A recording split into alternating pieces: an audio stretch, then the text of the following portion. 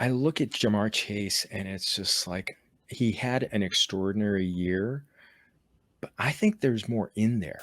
Well, La Llorona in Spanish is the crying woman. And she's chanting, mis hijos, my children, my children. Hello, everyone, and welcome back to Player Normal Activity.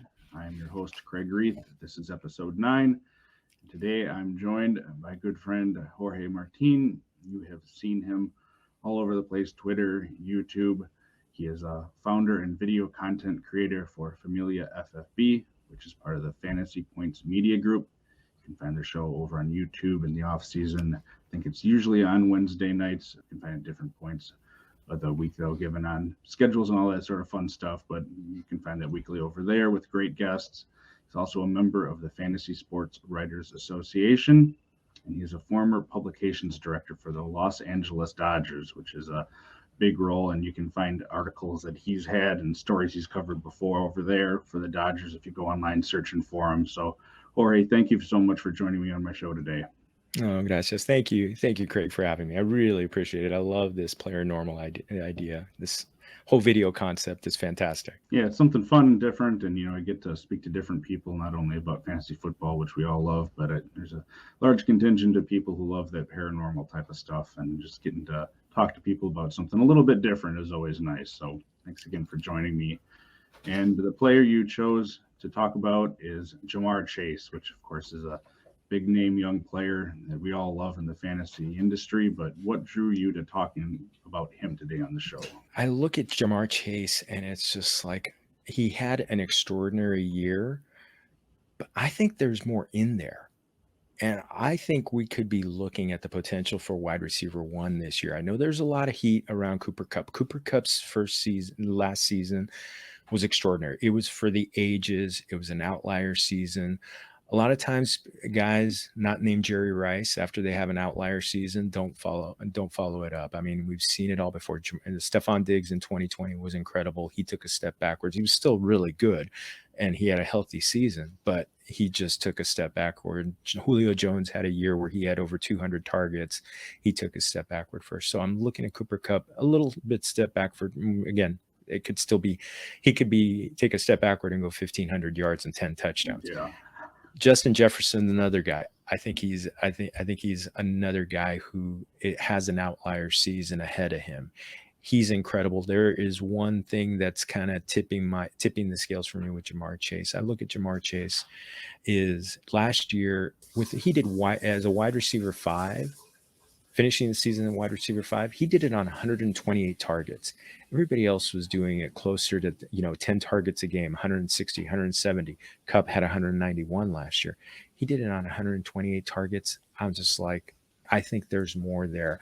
I think we've got a 160, 170 target season in him, because that 128 targets, he was number 20 in the season. Another thing where I'm looking at him is his catch percentage was just 63.3%. He was number 140 in the NFL. So that was way down there. I think that number is going to creep up closer to 70% this year. So, you talk about an increase in targets, increase in catch percentage, his drops. He led the NFL in drops. Everybody preseason was making a big deal out of him with drops. He had 11 drops last season. He cuts those down. Again, more targets. We're looking at a potential for a blow-up season. Yet Joe Burrow taking a further step forward, and he had a healthy offseason, not rehabbing like he did in 2020 to 2021, and a better offensive line, as you mentioned in the show doc that you sent over. I mean, I just think there's so much. Another stat that I looked at, his Yak Yards after the catch. He was number 3 in the NFL with 651 yards. I look at him.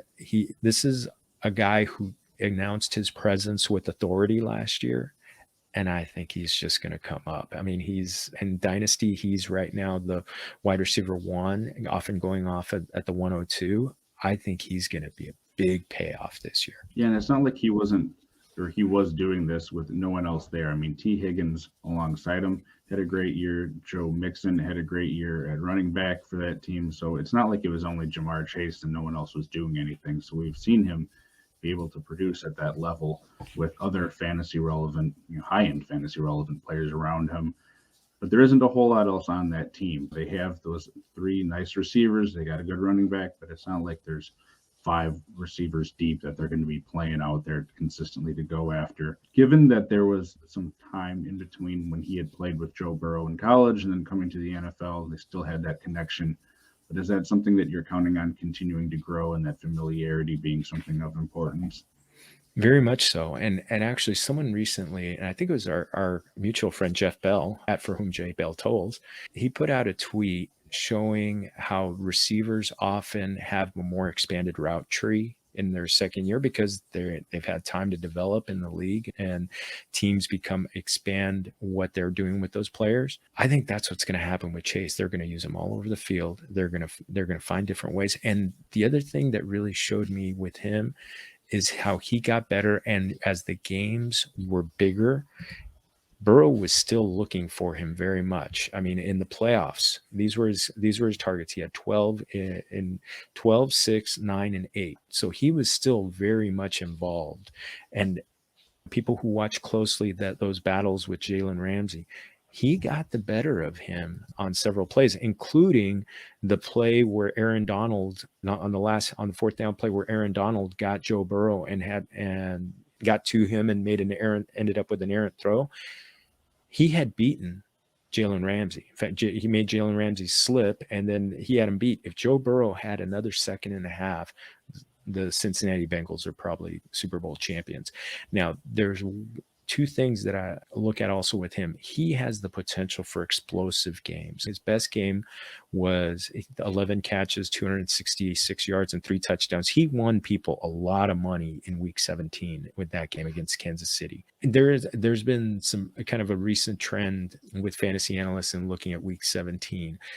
And this is my tipping point on why I'm ranking Jamar Chase over Justin Jefferson. Week 17, the Cincinnati Bengals are hosting the Buffalo Bills on Monday Night Football. So can you imagine championship games coming down to get players where you got on Monday Night Football, you've got Joe Burrow, Jamar Chase, Joe Mixon, Josh Allen, Stephon Diggs. I mean, just goes on, Gabriel Davis, on and on and on. I think that's going to be a big game. Now let's go to Justin Jefferson for a second. Week 17, there we are right at the new year. The Minnesota Vikings are going into Green Bay. Now, let's look at last year because we have a very recent example. And because I'm a big believer in staying away from dome teams going into extreme cold weather. Last year in week 17, just so happens, the Vikings went to Green Bay, 11-degree weather. This was Justin Jefferson's stat line. 6 catches, 11 on 11 targets, 58 yards, 0 touchdowns. Week 4, just a few weeks earlier, week 14 in Chicago when it was under 40 degrees, I think it was like 38 or 39 degrees, 4 catches on 10 targets, 47 yards, 1 touchdown. Stay away from dome teams in bad weather. To me, this is the tipping point between Chase because you're going to want, in best ball, you're going to want your studs. If you're playing in a big tournament, you're going to want your studs performing big on that big stage of the biggest week. And Jamar Chase on a Monday Night Football game, I want a piece of him. I want. Yeah. Well, it's not like Justin Jefferson's overall situation improved or really changed at all. He's sort of going to be status quo with that offense that he was the past couple of years. He's still got Thielen. Probably not much else at receiver. Tight end sort of in flux. You got Kirk Cousins, Dalvin Cook. You sort of know what you're getting out of them.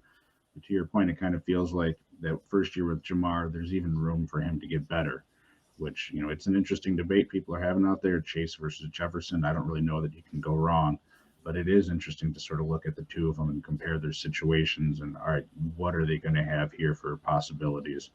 So it sounds like you have him 1 overall in Dynasty and a redraft. Is that right? Yeah, right now I haven't published my rankings just yet, but I'm still between him and Kupp at the 101 at the wide receiver 1 for redraft. Okay. But it's really razor thin close. I may still push Chase over Kupp just because I think there's just going to be a big jump in targets for him this year. getting 128 targets in 10 games. I think it was just, and it was in a season where Burrow was still finding himself at various points. I think it's going to be very, very different with that upgrade in the offensive line. And I think that's going to be a possibility for more shots with Chase. And I think that we're talking about a special player, potential for a Hall of Fame caliber career. And we're just seeing the beginning of it. I think it's, I'm pumped to watch him.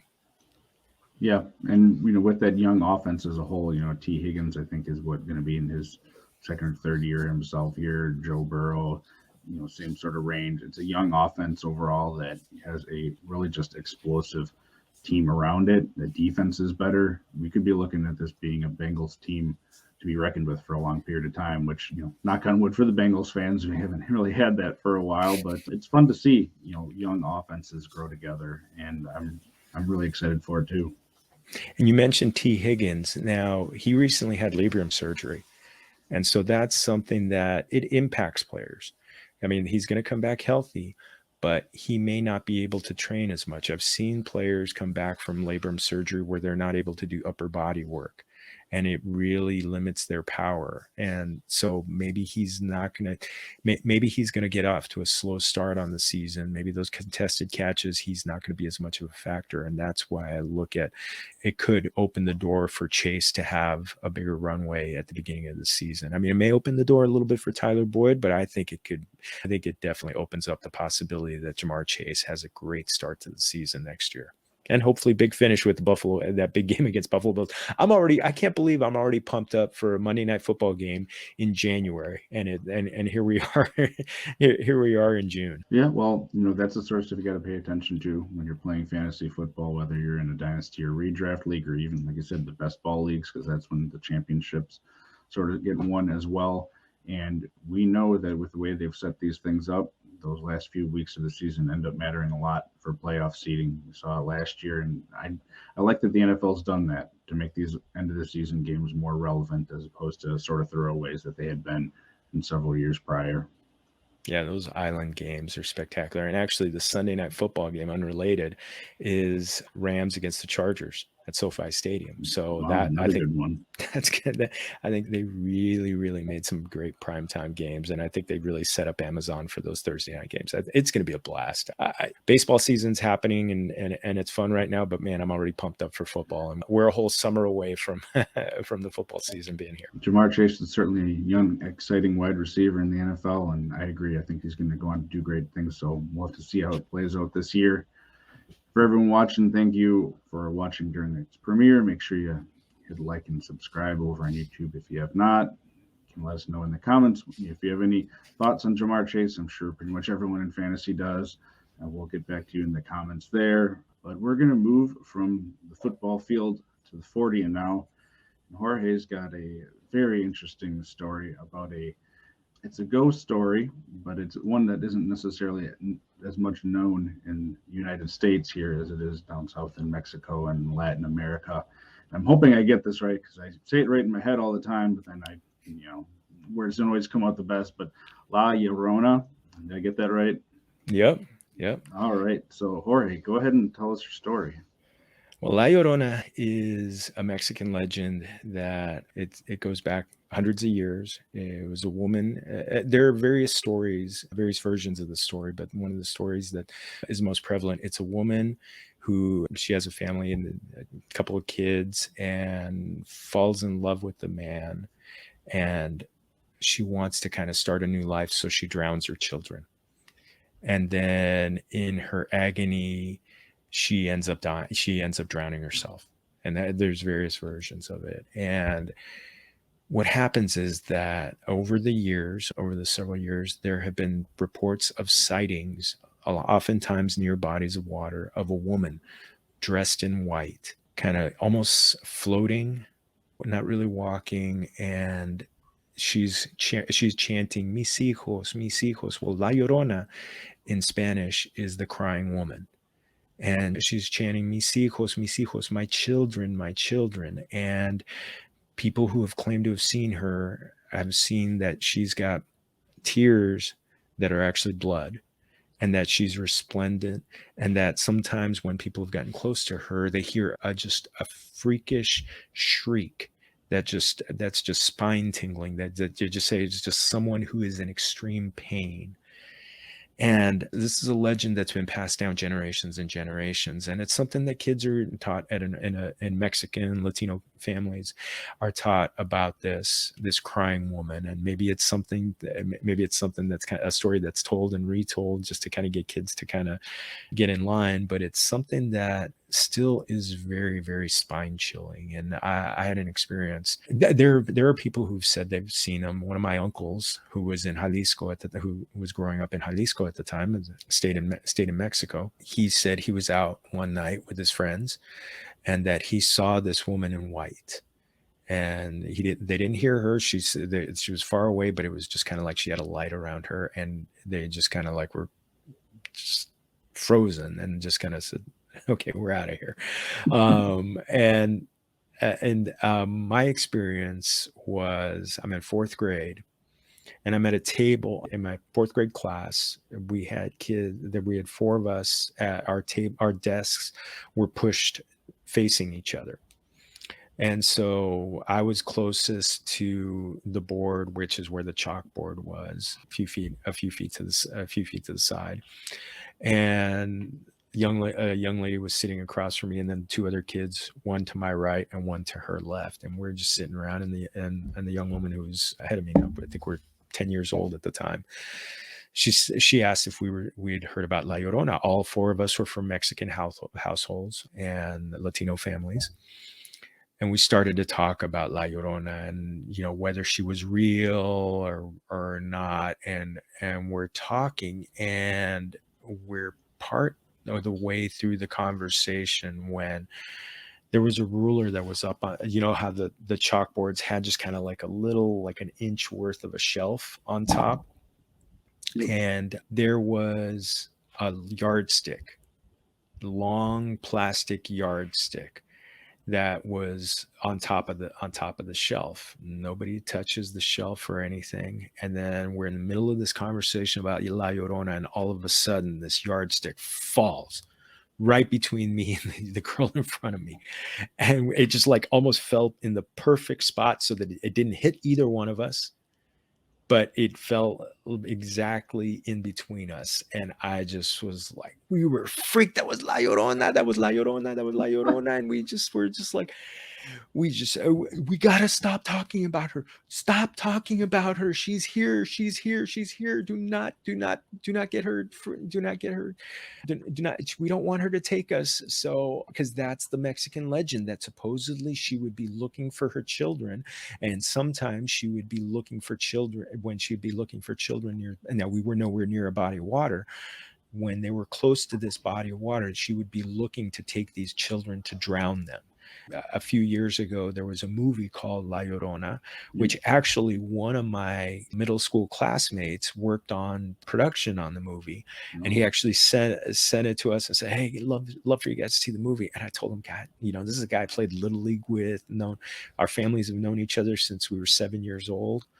And I told him, man, I'm still so freaked out about La Llorona. I can't watch it. I cannot watch that movie. I just watched the trailer, and all of a sudden I had just so many childhood memories, starting with that one in that fourth grade class where I couldn't do it. So you asked me if it's a Mexican legend, whether it's real or it's not. I very much believe that La Llorona is real. And I've tried to shield my kids from it a little bit. I've told them a little bit about it. They're teenagers now, but I tell them now they've got a little more perspective, but they still got a little freaked out about it. But man, one thing that I thought was cool, you pointed out that you had a little bit of background information on La Llorona yourself. Yeah, I listen to all sorts of stuff. It's mainly podcasts now, but not specifically that, but that sort of thing. On Unsolved Mysteries growing up, that was a show that was on that I loved, and all sorts of different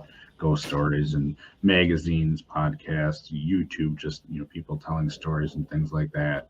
So yeah, I've heard on different call-in shows where people call in and tell their own sort of encounter, which kind of similar to this, but be live where you call in and talk on the phone with someone about it. I've heard stories about that, mainly, down south and like Texas, some of them come out of, but also, Mexico people call in, and it's the same sort of thing where they say, this stuff is embedded in the culture and you're brought up with it from a young age, and then something happens and it really makes you wonder. And then, of course, the popularity, said the movie came out a couple of years ago, so that exposed even more people to it. But all that stuff that comes from legend, whether it's one specific incident or stuff built up over time, you're never really going to know if there's one story behind it or if it's a culmination of different stories and experiences. But it really feels like culturally there's something to these stories that just persist over time. And they're handed down from generation to generation to generation. And we've actually, on our Familia FFB show, we've kind of leaned into it, because in 2020, one of our first shows was talking about Mexican legends, and we led off with La Llorona as our 101 of Mexican legends. And there was definitely some scary ones. But now we call the Running Back Dead Zone the La Llorona episode, because it can be very scary for people to delve into there. Well, that's a crazy story. I mean, not only, the legend of it, but then having something like that happen to you, whether it's just bad energy or there was, something of the spirit around or a presence, it makes you wonder. But those are the sort of stories that I love to hear. So, thank you for coming on and discussing that and discussing some of your culture and heritage with that, because it's a great one that you don't hear a whole lot of out there. It's out there, but again, especially without the movie, I wonder how many people would have even heard of it, outside of people with that heritage. Yeah, and if anybody's seen the movie, please give me a review. Maybe I'll watch it just to support my old classmate. I'll watch behind my hands and stuff. But no, it was. Thank you for giving me the opportunity to talk about this. This was a lot of fun. A fun way to relive something that was pretty scary when I was 10 years old.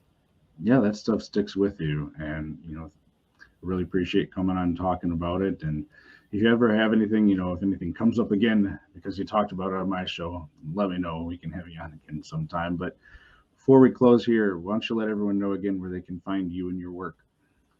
Thank you again for having me. This was awesome. I love your work, Kraig, and I love this new show. You can find me, all my stuff I push out on Twitter at Jorge Martin 17. So if you give me a follow, that'd be great. I am about to start an insider series where I'm going to talk to a beat writer, podcaster, blogger, insider broadcaster for each of the 32 NFL teams. My plan is to get them all done, probably about 20 to 25 minute shows, kind of going through the fantasy outlook for each of the position groups, and just be able to get an insider's overview of each of the teams as we get. And the plan is to get them done by the beginning of training camp, so that we have all the training camp to react to them, and hopefully the guys stay healthy and no injuries to kind of throw things off. But yeah, it's been great. Yeah, find my content, familiaffb.com, and I'll be able to I'll be able to pushing out some articles there. We also archive all our podcasts on there, the audio, and our YouTube page, Familia FFB. Come on there, join the chats, and give us a like and subscribe. I'd really appreciate it.